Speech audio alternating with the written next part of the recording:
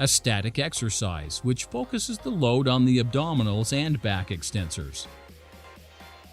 Target muscles, core muscles.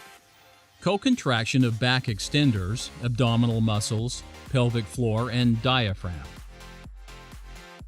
Raise one leg, pushing it straight backwards, and simultaneously lift the opposite arm and point it in front of you. Arm and back form a line parallel to the floor.